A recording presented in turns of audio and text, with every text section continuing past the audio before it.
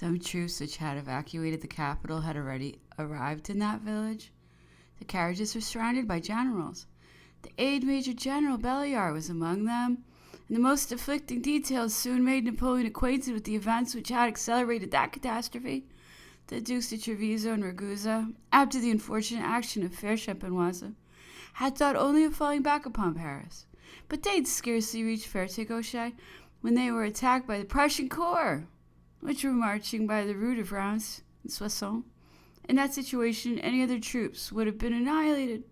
But a passage was effected by the remains of the French army. On the morning of the 28th of March, the enemy who was in pursuit of them arrived at Meaux, and the Regency, on receiving that intelligence, felt it necessary to leave Paris. At length the Allies beheld the walls of the capital. On the evening of the 29th, no intelligence from the armies had reached Paris for 8 days. The absence of Napoleon, who was thought to be in the neighborhood of Saint-Dizier, had extinguished every hope of assistance. The departure of the Empress and her son had filled up the measure of general discouragement, and in consequence of that abrupt event, which had produced the absence of the ministers and the principal officers of the government, every branch of the public administration was involved in embarrassment and confusion. At the sight of the enemy, the rich turned their thoughts to capitulation and the poor to resistance. The working classes had called for arms, could not be supplied with them. The brave soldiers of the Duke de Treviso and Ragusa were determined, however, before they gave up the capital to the enemy, to make a last effort.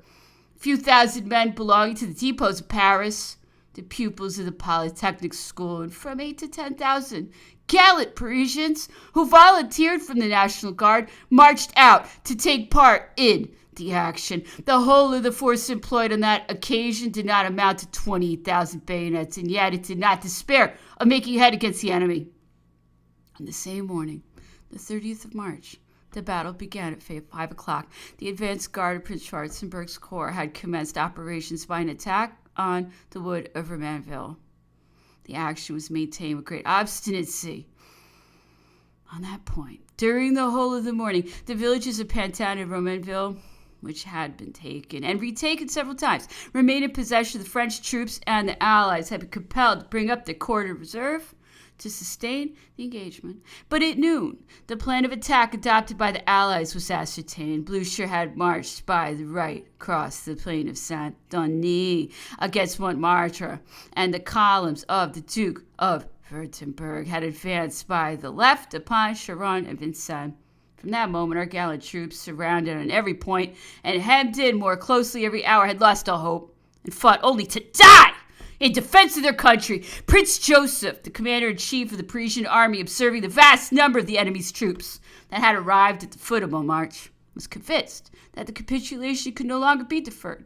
He gave the necessary powers to the Duc de Ragusa and immediately proceeded to join the government on the Loire. During the intervals spent in the conferences preparatory to the armistice, we had lost our most important positions.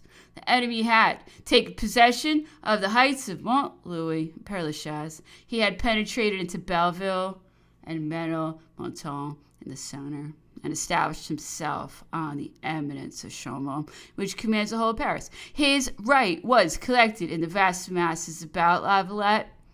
The Duc de Ragusa was driven back on the barrier of Belleville. Montmartre was carried, and finally Blucher was about to attack the barrier of Saint-Denis when a suspension of hostilities was agreed to. It was about 5 o'clock in the afternoon, and a meeting between the staff officers belonging to the two armies was immediately held. The terms of a capitulation had been settled, but the articles were not completely drawn up that evening, and nothing was signed. These were the communications made to Napoleon, and he dispatched the Duc de Vincennes to Paris with full powers to ascertain whether it was still possible for him to interpose in the treaty. He sent off at the same time a courier to the Empress and passed the night in expectation of intelligence. During that anxious state of suspense, Napoleon was separated only by the river from the enemy's advanced posts. The Allies had forced the bridge of Charenton from the heights of Vincennes and spread themselves over the plain of Villeneuve-Saint-Georges. The light of their bivouacs was reflected on the rising grounds of the right bank, while the corner, the opposite bank where Napoleon was stopped with 2 post carriages and a few attendants, was protected by the most profound obscurity. At 4 o'clock in the morning, a courier dispatched with the Duke de Vicenza brought intelligence that all was over. The capitulation had been signed at 2 o'clock after midnight, and the Allies were to enter Paris the same morning. Napoleon immediately ordered his carriage to turn back and alighted at Fontainebleau. It is here that we must take a view of human affairs. Let us reflect upon so many wars undertaken, so much bloodshed, so many people destroyed, so many great actions, so many triumphs, such political combinations, such constancy, such courage. What has been the issue of it all?